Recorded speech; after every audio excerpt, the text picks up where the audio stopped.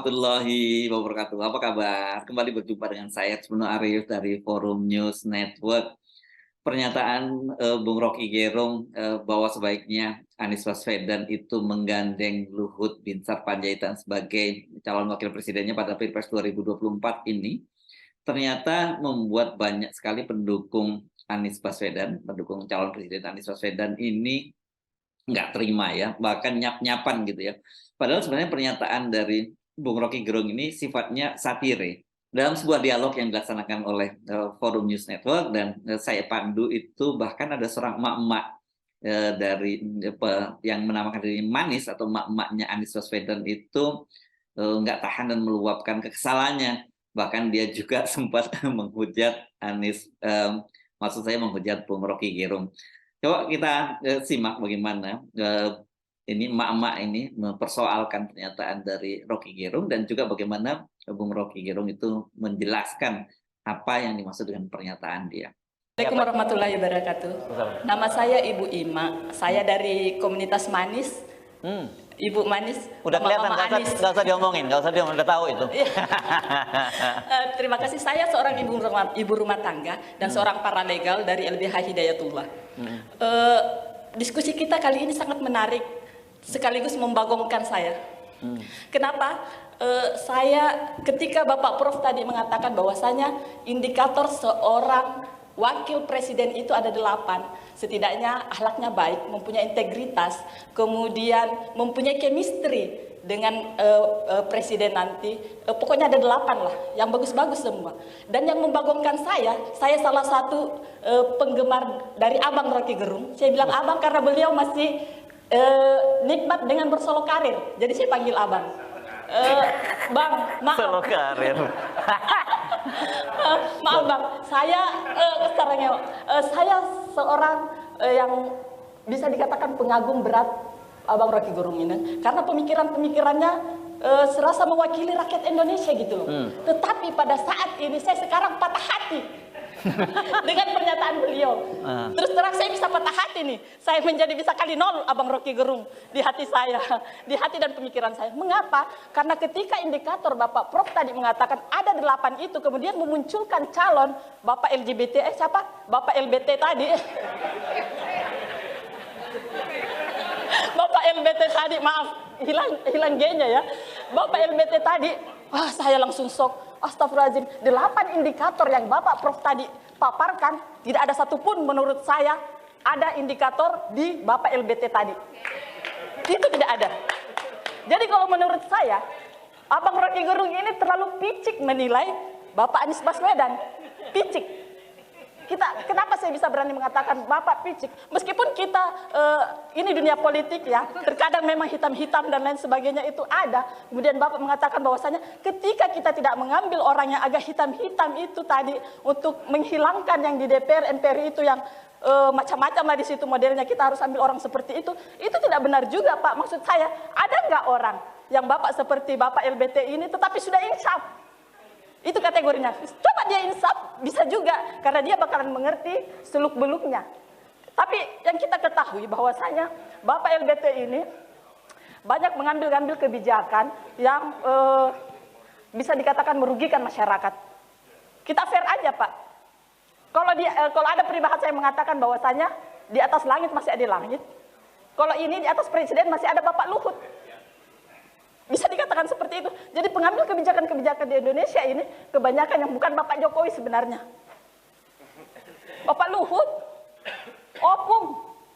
Jadi kalau ada yang mengatakan di atas langit masih ada langit, di atas presiden masih ada Bapak Luhut. Ya seperti itu, kita fair aja Pak. Maksud saya seperti ini. Sebenarnya Bapak Anies, mengapa saya mengidolakan seorang pemimpin yang baik itu adalah menurut saya yang bisa memberikan kita inspirasi. Inspirasi apa? Maksud saya pribadi, saya terkadang berpikir seperti ini. Ya Allah, coba saya seperti Bapak Anies, yang bisa mensejahterakan rakyat banyak, yang bisa menjaga lingkungan, kemudian yang bisa mempermudah urusan orang, dan lain sebagainya. Tetapi pemimpin yang buruk itu yang seperti apa? Ketika kita lihat, kemudian kita bilang, ih na'udzubillahi min zalik. Ih na'udzubillahi min zalik. Banyak banget rakyat sengsara akibat perbuatannya. Nah, menurut saya, Bapak Anies Baswedan ini, ibaratnya sudah perfecto, kafatan linnas. Dari segi fisik oke. Dari segi pemikiran wow. Dari segi akhlak mantap. Jadi menurut saya, jadi kesimpulannya, kamu bawa Tenteng ke dalam negeri, ke luar negeri, tidak malu-maluin. Seperti itu. Jadi maksud saya, ketika dia dipasangkan dengan pasangan yang batang pisang saja, seandainya batang pisang ini bisa mendaur ulang suara, maka pasangkan saja sama batang pisang. Karena tidak penting. Kenapa? Dia sudah perfect. Kalau Bapak bilang itu dia tidak bisa berdaya lah dari segi keuangan dan lain sebagainya. Kemudian tidak melawan oligarki. Buktinya reklamasi dia bisa. Iya kan? Dia punya power. Karena mungkin juga beliau orang beragama. Jadi tingkat kepercayaannya kepada Allah itu tinggi. Seperti itu. Jadi maksud saya Pak, kalau ditanya mengenai masalah pendamping Anies yang idealnya, kalau menurut saya AHY. Kenapa? Ya maksud saya ya langsung saja lah. Wah udah pulang, panggil. Menurut saya AHY. Kenapa? Kalau saya AHY. Kenapa AHY? Meskipun mungkin dari latar belakang politiknya belum terlalu wow, tetapi ada di belakangnya bapaknya yang pernah menguasai negeri ini. Ketika mau mendaur ulang itu bisa. Oh ya, maaf satu kali. Maaf. Oh iya ya, maaf. Terima kasih, saya rasa itu saja untuk Abang Rocky Gerung. Semoga sadar dan insya Allah. Terima kasih. Assalamualaikum warahmatullahi wabarakatuh. Oke, ini karena Bung Rocky Gerung juga ada cara lain juga. Langsung dijawab dulu sama Bung Rocky Gerung deh ya. Silakan Bung Rocky. Karena kebetulan langsung pertanyaan ke Bung Rocky dan dihujat ini Bung Rocky. Hujatan paling indah seminggu ini nih. Dihujat oleh mak-mak. Begini ya, Anies yang bikin kriteria itu, bukan saya yang bikin. Kalau terjadi bagaimana? Kan Anies bilang continuity and change, continuity duluan. Yang paling mungkin untuk continuity adalah LBP. Itu bukan usulan saya. Saya hanya memasangkan parameter yang dibuat oleh Anies sendiri. Yang mampu untuk menstabilkan politik, ya LBP. Kan itu saya tanya tadi, ada nggak yang bisa lawan LBP? AHY enggak. AHY enggak punya pengalaman teknokratik. Anies butuh orang yang punya pengalaman teknokratik. Nangkap nggak, Ibu? Jadi bukan dari saya itu dari Anies sendiri. Jadi jangan saya yang dihujat. Anies yang bikin kriterianya. Lain kalau Anies bilang kriteria saya cuma satu, saya pilih sendiri, dan itu nanti saya ucapkan sendiri. Jangan pakai kriteria. Saya perlu wakil presiden yang dicalonkan oleh ibu, oleh mama, oleh relawan. Keluar nggak dari mulut Anies? Nggak ada. Itu yang saya bilang kita mesti fair menguji orang itu. Kan nggak ada Anies bilang, ya saya nggak peduli itu kriteria-kriteria itu mau 8 kayak mau 10, 20 tuh. Karena saya elektabilitasnya udah tinggi, karena saya moralitasnya udah tinggi, karena saya dipercaya di dalam hubungan internasional. Anies nggak ucapkan itu. Dia bahkan bikin kriteria untuk napis siapa yang nggak boleh jadi wakil presidennya. Bukan siapa yang boleh, siapa yang nggak boleh itu. Itu yang saya ucapkan tadi, jangan gairah kita itu akhirnya menutupi analisis kita. Dulu saya bilang bahwa Anies akan dicalonkan oleh Nasdem. Semua orang marah tuh, nggak mungkin. Sekarang terjadi. Bagaimana kalau Anies akhirnya menteri-menteri Nasdem itu di-reshuffle, terus Anies menggantikan menteri-menteri Nasdem di kabinet. Lalu Anda kecewa pada saya? Enggak. Itu pentingnya politik itu diasuh dengan pikiran, bukan dengan emosi itu.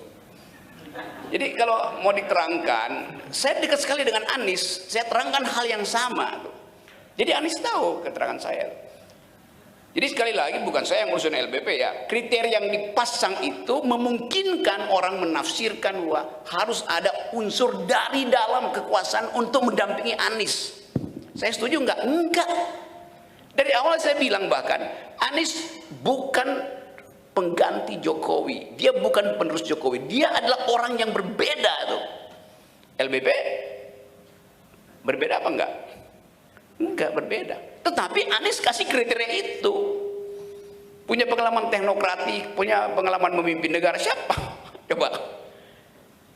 Jadi saya mau himbau teman-teman relawan itu akalnya mesti bersih tuh melihat persoalan. Itu soalnya. Dalam politik kita butuh kecernisan itu. Jadi kalau dikatakan bahwa saya mengusulkan LBP, bukan. Saya mempersoalkan kriteria yang dibuat oleh Anies sehingga Anies terjebak sendiri pada kesulitan itu. Sekaligus saya mau terangkan bahwa Anies dideklarasikan pertama oleh Firly Bahuri, oleh KPK yang deklarasikan Anies jadi presiden.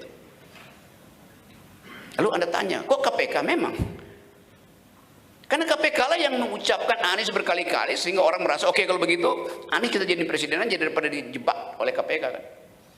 Jadi berpikir itu harus ada konteksnya, harus ada continuity-nya, dan harus ada counter thought di dalam pikiran kita sendiri. Kalau sejak sekarang kita memuliakan Anies, kita akan membawa Anies jadi seorang tiran kembali. Saya nggak punya pilihan untuk mengatakan bahwa kalau bukan Anies ada nggak yang bisa gantiin Jokowi? Nggak ada, memang cuma Anies. Coba taruh di depan kita siapa calon presiden yang setanding Anies Baswedan? Nggak ada kan? Justru karena nggak ada, jangan tambahkan sesuatu yang memungkinkan dia dijebak di dalam permainan yang tidak pernah kita bayangkan. Bahwa jebakan itu ada di mana-mana. Kalau saya Presiden Jokowi, saya akan bilang Anies unstoppable, tidak bisa dihentikan lagi. Oke, saya Presiden Jokowi mendukung Anies Baswedan jadi presiden. Pada saat yang sama, saya sebagai Presiden Jokowi bikin hutang tiap hari itu. Anies terpilih 2024, pasti terpilih. Berapa lama dia berkuasa? 2 minggu. Setelah itu datang tagihan dari luar negeri. Beban yang ditinggalkan oleh Presiden Jokowi. Jatuh dia. Islamofobi masih berlangsung di mana-mana. Jadi Anies bisa terpilih, tapi dia cuma bisa bertahan 2 minggu. Karena jebakan-jebakan itu tidak kita hitung di sini. Karena kita tidak menghitung dengan kepala, kita menghitung dengan hati. Semua orang suka pada Anies. Tapi apa saya bisa pastikan bahwa motif Nasdem mendahului P3 dan Demokrat itu PKS dan PKS dan Demokrat itu strategis, taktis, etis, atau oportunis? Siapa yang mau jawab? Mestinya Anda marah pada Nasdem. Anies itu milik relawan, bukan milik partai itu. Mestinya Anies balik pada relawan, bukan kasakusuk di antara partai-partai itu. Itu yang namanya etika politik. Assalamualaikum warahmatullahi wabarakatuh.